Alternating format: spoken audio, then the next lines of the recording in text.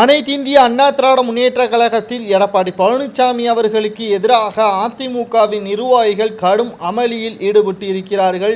தொகுதிகள் பங்கீடு செய்தது சரியாக இருந்தாலும் தொகுதிகள் அனைத்தையுமே வேட்பாளர்கள் தான் முழுமையாக செலவு செய்ய வேண்டும், தலைமை இதற்கு பொறுப்பேற்காது என்பதற்கேற்ப எடப்பாடி பழனிசாமி அவர்கள் வெளியிட்டுள்ள ஒற்றை அறிவிப்பு தான் தற்பொழுது தொகுதிகள் பங்கீடு செய்யப்பட்டதை எதிர்த்தும் வேட்பாளர்கள் தற்பொழுது தனது கருத்துக்களை முன்வைத்து வருகிறார்கள்.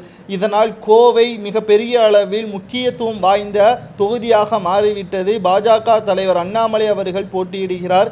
அதே போன்றுதான் ராமநாதபுரம், விழுப்புரம் மற்றும் நாகை போன்ற அனைத்து தொகுதிகளிலும் வேட்பாளர்கள் அனைத்து செலவுகளையும் பார்க்க வேண்டும் என்று எடப்பாடி பழனிசாமி அவர்கள் கூறியுள்ளதன் காரணமாக ஒட்டுமொத்தமாக எடப்பாடி பழனிசாமி அவர்களை எதிர்க்கக்கூடிய வகையில்தான் அதிமுகவின் வேட்பாளர்கள் தற்பொழுது அமைந்திருக்கிறார்கள். போர்க்கோடி தூக்கிவிட்டார்கள் என்றே நாம் கூறலாம். ஒன்றல்ல இரண்டல்ல 24 தொகுதி எம்பிக்கள் தற்பொழுது வேட்பாளராக அறிவிக்கப்பட்டவர்கள் அனைவரும் எதிர்ப்புகளை தெரிவித்திருக்கிறார்கள். மீண்டும் ஒரே பிரச்சனை தான், எடப்பாடி பழனிசாமிற்கு தேவை பணம் மட்டும்தான் என்பதற்கேற்பதான் தற்பொழுது எதிர்ப்புகளும் கிளம்பியிருக்கிறது. பதவி வந்தவுடன் தற்பொழுது எடப்பாடி பழனிசாமி அவர்கள் மீண்டும் தனது வேட்பாளர்கள் பட்டியல் வெளியிடும் பொழுது ஒரு ஏழை கூட இல்லை என்பதுதான் வருத்தத்தை அளிக்கிறது. குறிப்பாக தகுதியும் திறமையும் இருக்கக்கூடியவன் திமுகவின் உள்ள தொண்டர்களைப் போல அதிமுகவிலும் எடப்பாடி பழனிசாமி அவர்கள் செயல்பட்டு வருகிறார். புரட்சித் தலைவி ஜெயலலிதா அவர்கள் இருக்கும் வரை அதிமுக தகுதியும் திறமையும் வாய்ந்தவர்களுக்குத்தான் முன்னுரிமை கொடுத்து வந்தது.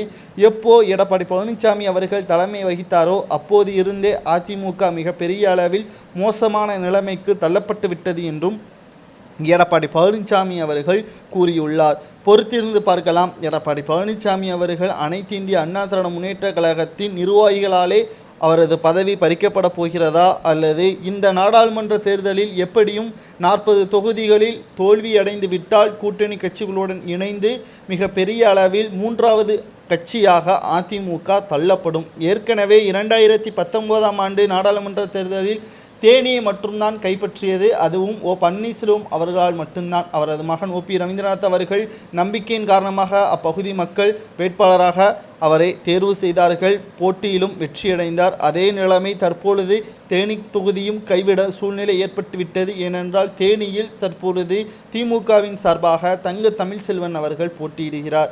மொத்தமாக திமுகவிற்கு ஆதரவுகள் அதிகமாகவும் அதிமுகவிற்கு எதிர்ப்புகள் அதிகமாகவும் வந்து கொண்டுதான் இருக்கிறது. இதில் ஓபிஎஸ் அவர்களுக்கு ஆதரவாக பல கூட்டணி கட்சிகள் பாஜகவில் இணைந்து செயல்பட்டு வருவதால் ஒட்டுமொத்த எதிர்ப்புகளும் எடப்பாடி பழனிசாமி அவர்களுக்கு அமைந்திருக்கிறது. இதனால் அவரது பதவியும் பறிபோகும் என்றும் கூறப்படுகிறது.